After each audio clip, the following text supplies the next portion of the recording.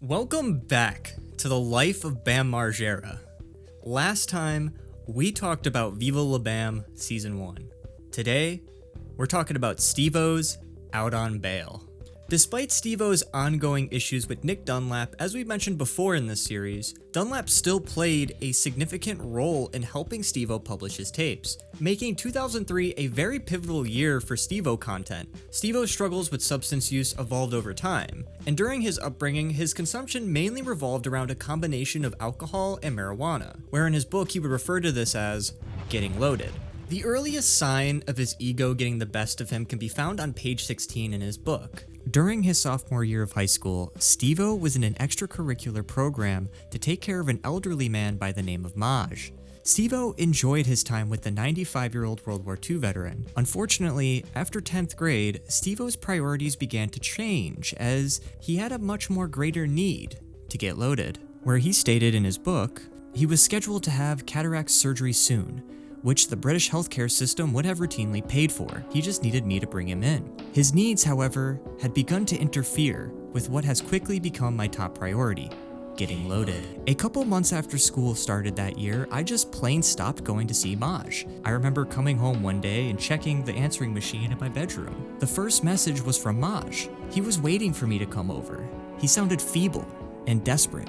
"Steve, where are you? I need you. Are you coming? Please." I deleted it. The next message was also from Maj and said pretty much the same thing. Delete. There must have been a dozen messages on that answer machine from Maj, all begging me, pleading with me to come help him. I deleted every single one. To this day, I have no idea what happened to Maj. No idea if he ever got that cataract surgery. And that's how our relationship ended. It still makes me feel horrible to think about it. I just deleted Maj. And sadly, as time progressed, Steve-O would dive himself into much more potent substances, such as cocaine, nitrous oxide, and what we're covering today, PCP. So I'm going to refer to PCP as Phencyclidine. That's the chemical name for it, so just be aware of it. In December of 2002, Steve-O filmed PCP Saved My Life, a documentary included as a bonus disc in Steve-O Volume 3, Out on Bail. And this raw, uncut documentary offers a glimpse into Steve-O's use of Phencyclidine and its impact on him during his time on tour. In one memorable scene, as the effects of PCP started to take hold, Steve-O gets the sudden inspiration to design a neck tattoo in the middle of the night. So, what I'm gonna do right now is figure out the difference between a t-shirt and like a full collared shirt, as far as how much of your neck is exposed. So putting on this killer shirt, I'm gonna measure it, because I'm gonna get my neck tattooed. I think that's a really good idea. I'm going to look in the mirror and draw a line, because I've already designed my tattoo for my neck. It's gonna be really cool. Cool. Just getting on there. Fuck. Thus, he wakes up Nick Dunlap to share his idea, resulting in a dialogue exchange that kind of captures the dynamic between the two. Hey, Dunlap, I'm gonna get my neck ridiculously tattooed today. No, don't do that. No, I really am. No, don't do that. All right, cool. I'm glad that's your reaction. We just documented it. Yeah, don't do Okay, that. cool. Don't get your fucking neck tattooed. Okay, dude, we'll talk about it later. I mean, you're a great guy, and I like you a lot. Steve-O's desire to get a tattoo boldly proclaiming that Phencyclidine saved his life reflects his tendency to get rather impulsive while under the influence. While still under the substance, Steve-O appeared on a New Hampshire radio show alongside Dunlap and Preston, and Steve-O was much more unhinged than usual, just loosely speaking whatever he was on his mind, despite the radio host telling them that he could do whatever he wanted as long as he didn't swear. Alcohol and have a lot of promiscuous sex. I do what makes me happy, and I actually try to make other people happy too, for a living. So we're gonna have a good time tonight. How long have you and Preston known each other? Is it just Since he came up to me, he said, "God damn it, Steve-O, tell me you got some weed." Dunlap and Steve-O's dynamic is worth discussing. Dunlap can be seen as easily frustrated and pissed off under stressful situations, and Steve-O's constant intoxication probably didn't help that. I hope this shit wears off. However, Dunlap seems to project himself as the most responsible, but then does his own level of stupidity. Dunlap thought it would be a good idea to get back to Steve-O by taking a shit on Steve-O while he was asleep in a hotel room. So apparently what happened was that Dunlap was upset that Steve spilled a drink on him, so he decided to get back on Steve-O by taking a shit on top of him. Steve-O thought of this ahead of time and actually had a prepared cup of his own excrement and threw it at him in retaliation, but ended up getting his buddy Corolla. And it got all over the hotel room. I genuinely feel bad for this hotel staff that had to deal with this. Steve-O's mood can be very manic and constantly fluctuates in this tape as he experiences a wide array of effects. God damn it, I'll be getting paid $5,000 to step on stage and you're gonna get wasted tonight. Whew. Now maybe I can stop crying and start drinking. Phencyclidine is a dissociative. Dissociatives are characterized by distorted sensory perception and feelings of disconnection or detachment from the environment, hence disassociating. Phencyclidine comes in various derivatives. However, it is more likely Steve-O consumed the traditional angel dust, which is known for being more potent and long-lasting in the class. There's a lot of different types. Just that gallon of PCP that was on Whitest Kids You Know, that could have been anything. The effects for phencyclidine go all across the board. Physical effects can include physical autonomy, increased libido, and constant stimulation. Visual effects can include double vision, pattern suppression, distortions such as cubism, and more dominantly, full-on hallucinations. But in Steve-O's case, it would be more interesting to hear the cognitive effects as they seem to be much more apparent in Out on Bail, such as cognitive euphoria. No, but right now, I'm in a really good mood. Ego inflation. Nuclear warfare. Nuclear warfare is gonna kill all of you motherfuckers. And it's gonna be me and the fucking cockroaches. Mania, thought connectivity, and disinhibition. Disinhibition is one worth considering here, as it is an impulsive behavior driven by current feelings without regard for past learning or consideration of future consequences. I'm just gonna get my neck tattooed. I think that's a really good idea. It's somewhat ironic and even humorous to consider Steve-O's outspokenness about phencyclidine, given the controversial nature of the substance. I watched a really interesting episode of Hamilton's Pharmacopoeia that kind of delve into the more positive effects of phencyclidine, where he did actually interview Steve-O. I recommend to check that out. I don't care if I die. And I leaned down to do more drugs, and right then, the chair I was in just spun, like as if like a big, powerful, strong, invisible man was standing next to it and just spun it, like I was almost thrown out of it. Steve-O's primary goal was to always be entertaining, but unfortunately, his substance use often got in the way and affected his ego and attitude. Steve-O reflected on a phone conversation he had with his sister during the filming of Steve-O Volume 3, and in the call, Steve-O practically gabbled at his sister about how he was living a better life and making more money than ever before. I just want to make sure you're okay. I am okay, Cindy. If you couldn't figure that out to all the correspondence, then I'm really gonna hang up on you. So the last thing I'm gonna say to you, Cindy, is I love you a lot. I'm about to get on stage at a sold-out show where everyone thinks I'm really cool. Thank you for your concern, and tell Dad and Cindy and fucking Mom and fucking your baby that I love you all. And I'm gonna go kick ass and be really famous right now and make a lot of money to take care of Mom. If that's a problem, if you're fucking worried about that, Sin, then I'm sorry. You should have been able to convince Nick of that. Just... All right, then I'm gonna go kick butt on stage. Thank you, Cindy. We're making thousands of dollars to get wasted and make people happy.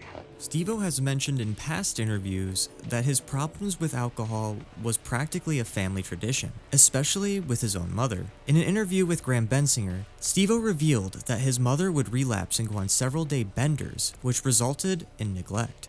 And I said, Mom, like it's time to go to the game, like need her to drive me to the game. She just wasn't having it, she was all like super drunk and just said flat out no, and I couldn't accept that. And so I went over to the neighbor's house. I asked the lady that lived, next door across the street if she would drive me to the game, and she did.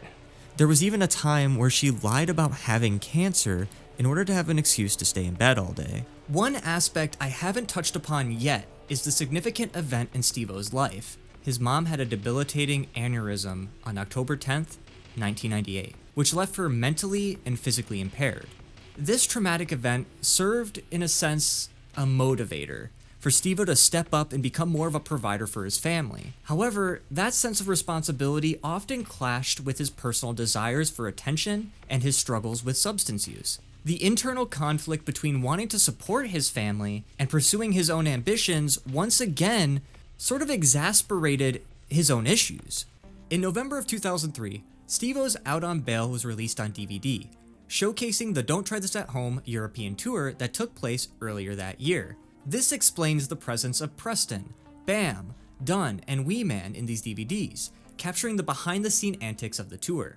Around the same time, Dunn made his mark in the Gumball 3000 documentary, earning a feature and even gracing the cover. The documentary showcases Dunn's participation in the iconic rally event.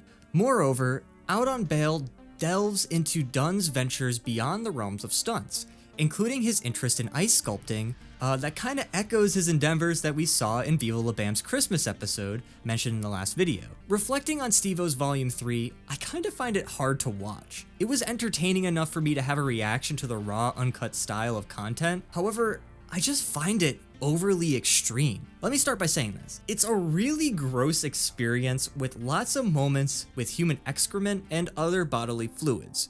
Jackass Lost Tapes is worth mentioning here. The DVD features Jackass stunts that were denied by MTV and dubbed as too extreme. Therefore, it would kind of make sense that half of the stunts that were featured in the DVD are related to human excrement. But Jackass Lost Tapes is still full of the Jackass camaraderie that we all enjoy. The segments in Out on Bail is more vile and leaves you just going, why? Another thing is, it's obvious how much of a disregard this group has on the people around them. Like, imagine being a hotel worker or a waitress and have to clean up a room splattered with human waste. It just doesn't seem right. Also, Steve-O and Dunlap glorify drug trafficking in this, which I will talk about in a little bit, but I'm getting far too ahead. There was a period where Steve-O did one of the most regrettable stunts, and this was when Steve-O would be strangled unconscious by Ryan Dunn. Steve-O naturally regretted this stunt due to its inherent danger of cutting blood supply to the brain. You alright?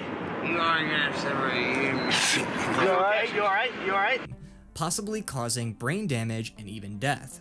It's just a bit jarring to see all these people enable and glamorize stunts like this, especially live on stage. And Steve-O did this stunt a lot in this tape. In hindsight, these live performances, while they do look fun, seem a bit toxic. Like, am I the only one who thinks it's a bit odd for them to have a competition where they punch themselves in the face? Maybe I'm just not drunk enough to understand. You definitely see the faults of everyone due to the raw nature in this tape, like Dunn's struggle with alcoholism or Preston's anger issues. Everyone gets hammered in Cancun as a good example. Dunn's alcoholic tendencies were so bad, he got so wasted on the toilet hours before he had to be on stage that he just decided to make room by grabbing someone else's finger and putting it in his mouth. I need to make room for this show. This is Crosby. I mentioned Preston's anger issues a little bit earlier, and during this, he was caught in a conflict with Mike Little on limo accommodations. Preston had a violent outburst where he kicked Mike out and gave him a sucker punch, underscoring his issues of having a bad temper. We were leaving the premiere last night. There's 4 minivans for our whole crew. For some reason, Preston wants the one that I am in. So he comes in, tells me to get the fuck out, and punches me for no reason at all. I don't want to come across as hating Steve-O's Volume 3 as I passionately am so far, but I think it's just kind of hard to find that balance between entertainment and just too stupid to enjoy. It's cool to see the journey throughout the tour, seeing Steve-O perform his daring stunts in various places across the globe, but it's just kind of a bit too much for me to handle in one sitting. While in Denmark, Dunn actually got himself into legal trouble while at the hotel. They were informed that the Prime Minister of Denmark would be present at said hotel. However, Dunn and Dunlap began throwing items out of the window, including a hotel phone, which I still think isn't right. But around this time, Bam joined the crew on tour, as we get many notable Bam moments. This symphony just played in the same theater as us, and the richest people of Iceland paid a ticket to see that show, and now it's the Steve-O show, and the complete 15-year-old hellions are outside, and he's sitting here cussing. And of course he would be joining them to take a trip to Iceland. I want to believe this is the same trip that Dunn refused to do the barrel stunt in. The group visited the iconic Blue Lagoon geothermal spa as we covered before. Additionally, they landed a spot on an Icelandic dating show where they would awkwardly answer questions. So I'm not gonna even try to pronounce this name, but there's an Icelandic dating show that translates to Jackass in the Deep Pool, which features Dunn, Bam, and Steve-O as the bachelors. The episode is half in English and can be found online. In front of a live studio audience, two hosts ask contestants questions about dating and their opinions on Iceland. First date, trying to get in the girl's pants. Like Is that what everybody does? Yeah, I think so. Dunn constantly jokes about trying to get intimate on a date as soon as he can. Bam always expressed his love for Iceland, and Steve-O just admits feeling like garbage. Yeah, dude. Hi, how are you? I feel like dog shit. So tell me, what do you do for a living? I don't know. I'm professionally irresponsible. They then bring out the two girls, Jonina and Helga, who seemed confused due to the natural language barrier. When asked about their dream professions if they weren't jackasses, Dunn's answer was kind of unsettling to me. I'd be a professional race car driver. Okay. And lose every Yeah, I'd lose every single one. That's bullshit. I am the worst driver on earth. While Bam chooses to be a skateboarder, because he already is, and Steve-O jokes about being a male prostitute. Ryan's confusion adds a lot of humor as he responds with what to most of the questions. You said there was So you have to nothing eat this. wouldn't This is a do, traditional so- food in Iceland. You gotta be kidding me. What? Please eat me, man. The show's staff thought it would also be funny to present them with an animal head carcass on a plate, considering it a delicacy in Iceland. And they also encouraged them to eat it, making all three of them feel very uncomfortable and even vomited. And we even get a rare Bam Margera vomit, which I don't really see often. Usually it's Steve-O. The trio makes lighthearted gay references and uses profanity as they usually do, not taking any of the questions seriously. But what I think is funny is when they were asked about the number of states in the United States. Dunn says 50, Steve-O follows with Dunn's answer, and Bam says 52. 52, bro. They added some new shit. Puerto Rico. Yeah, I'm saying 52. Number one and number three, you're right, man. Yeah. Lovely.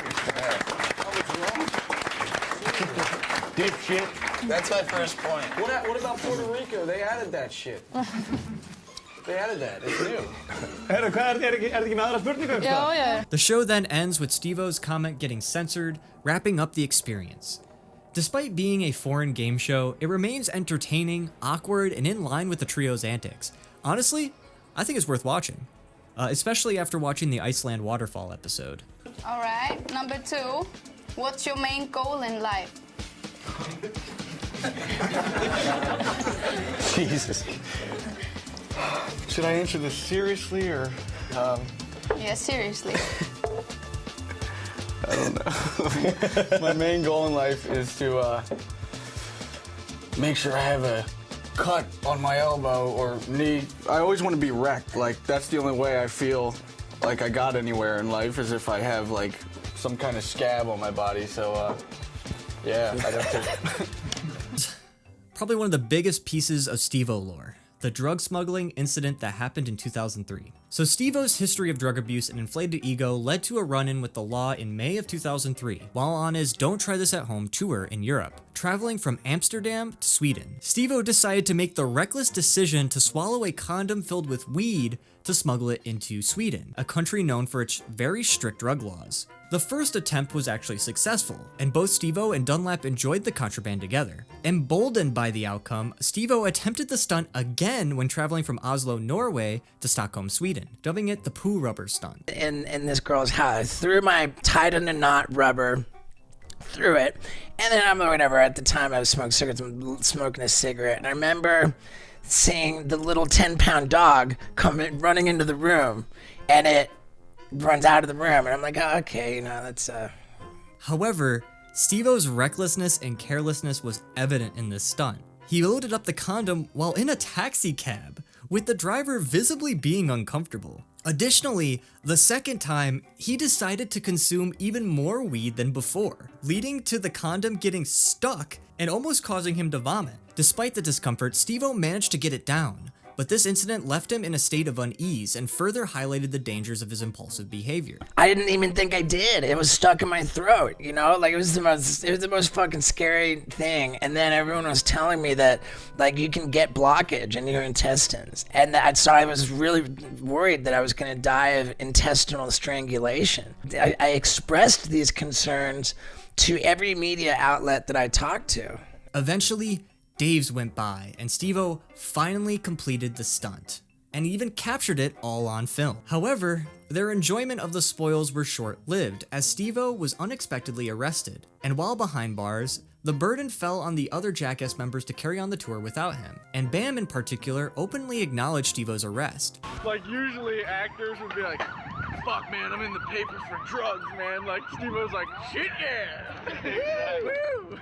MTV reported that he actually sent them an email regarding the stunt, both when he attempted it and when it was successful. Additionally, Steve-O even mentioned to the local news, bringing further attention to his reckless actions and ultimately just asking to be arrested. Not surprisingly, police raided Steve-O's hotel room under suspicion of drug smuggling, anticipating the retrieval of a so-called foreign object that he ingested. However, their search of the hotel room only yielded ecstasy and not the expected cannabis. To defend Steve-O, his lawyer, good old Jason Burke, argued for separating the artist from his actions, emphasizing that no drugs were found either on his person or in his hotel room, which was stated before police found the ecstasy. Despite Burke's efforts, Steve-O spent 5 days in custody as authorities awaited the expulsion of the ingested item. He was ultimately charged with narcotic smuggling under Swedish law and fined $6,000. This incident left Jeff Tremaine, the producer of an unknown show,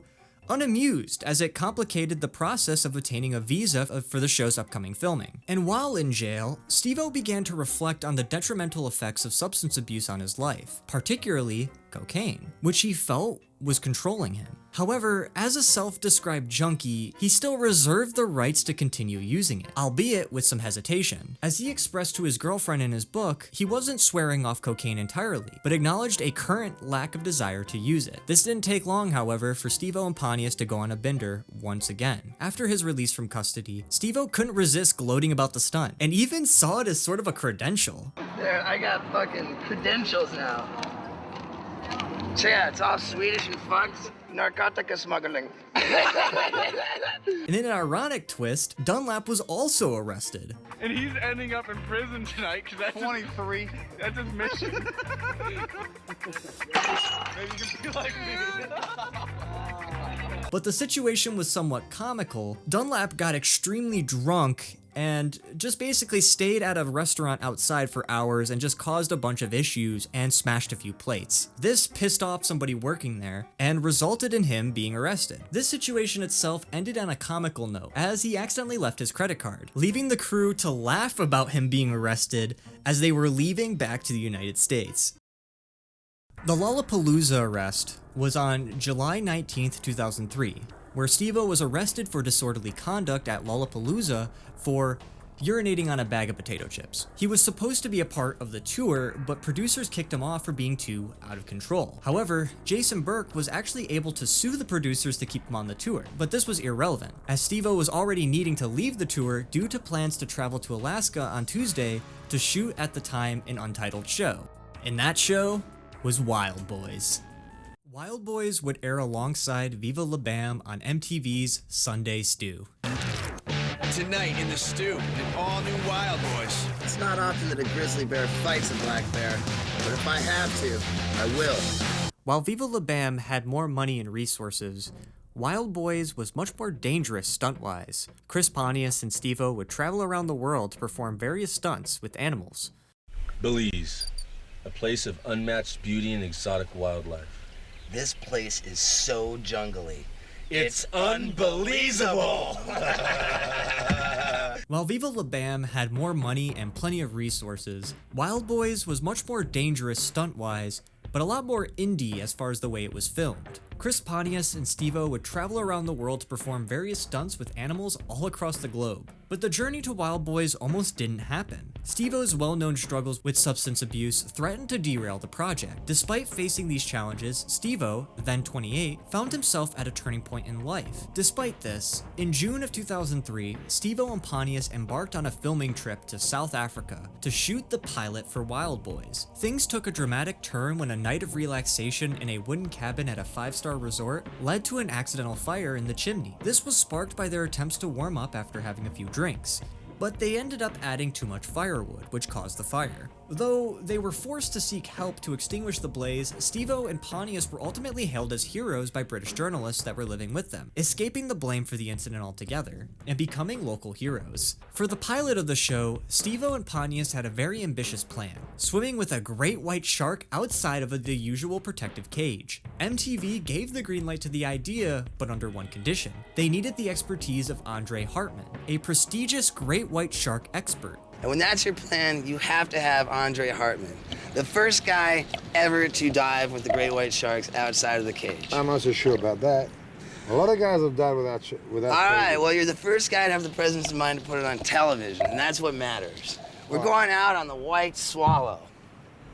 Let's go, man. Yeah, let's go jump on some great whites. However, their plans hit a major obstacle when it turns out that Andre actually canceled with the crew last minute for a lucrative meeting with oil tycoons because they were paying him more. Steve-O and Pontius were devastated by this setback, knowing it would make the pilot even more challenging because it would be more boring. As they were brainstorming solutions at a nearby bar, fate intervened. Andre Hartman himself unexpectedly showed up. Using their charm and a few beers, Steve-O and Pontius managed to convince Andre to ditch those oil tycoonists and accompany them the next morning to fulfill their daring stunt. These incidents highlighted the incredible stroke of luck that contributed to the success of the pilot. With so much potential liability and danger during filming, the risks were very immense. One wrong move and someone could have been seriously injured or even worse. And despite all of these odds, the Wildboyz pilot proved to be a success, and MTV decided to pick up the show on June 16th. Filming was scheduled to commence from summer to fall of 2003,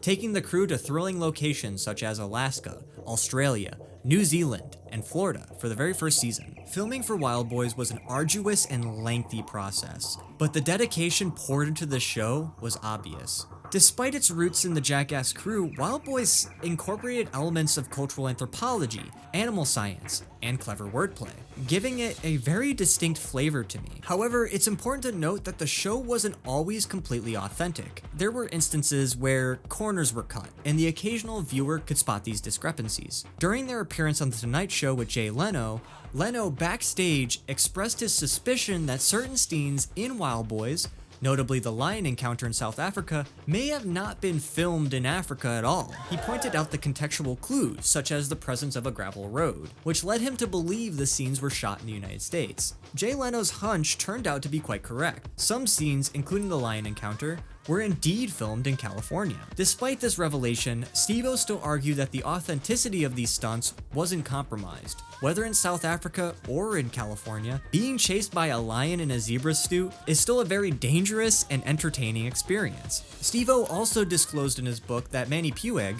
a frequent collaborator, as I've mentioned before, was also present during the lion scene, which further emphasized that it was filmed on US soil, as Manny never left the US. While the intention was always to carry out the stunts genuinely, obstacles or technical issues sometimes forced them to improvise or reshoot scenes in the US. The two-piece zebra costume bit was denied to be filmed on location due to the tour guide and not the production themselves. This was an occasional issue for the filming of the show. I want to emphasize that Wildboyz is an absolute must-watch. In my opinion, it stands out as one of the best pieces of Jackass media ever made. The show beautifully blends elements of travel, adventure, and trivia, offering viewers exposure to diverse cultures and fascinating wildlife while still getting the Jackass camaraderie that we enjoy. The mere existence of Wildboyz is remarkable to me. There wasn't, and in my view, just still isn't, another show that fills that kind of void. If you're a fan of wild escapades and offbeat humor, Wildboyz is definitely worth checking out. If you're not even a fan of Jackass, you still probably would find enjoyment in Wildboyz.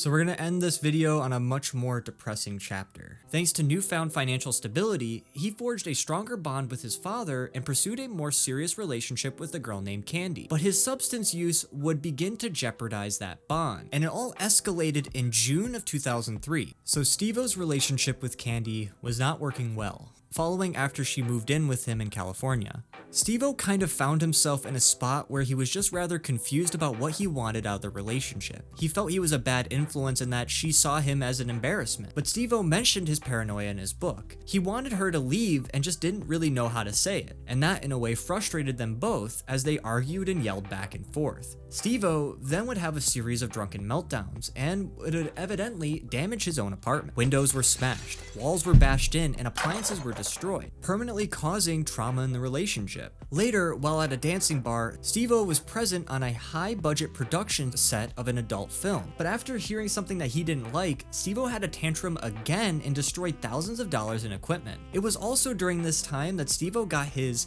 shit and fuck tattoos on his knuckles, displaying just Steve-O's straight-up toxic behavior once again. However, Steve-O had some very depressing news, as he suddenly had to fly to Florida to see his mother, who was hospitalized due to her condition. The hospital had a do not resuscitate order, and ultimately decided to send her home because there really wasn't anything the doctors could do. Steve-O showed his mom his recent knuckle tattoos, and she squinted and read the swear words and laughed to herself. One of the last heart-to-heart moments Steve-O had with his mother. She sadly passed away on November 7th, 2003. Steve-O reflected on this in his book on page 194. The overwhelming emotion I felt afterwards was relief. The end was not nearly as traumatic as the 5 years that preceded it. At least, she was no longer suffering. In those final days, we'd known it was coming.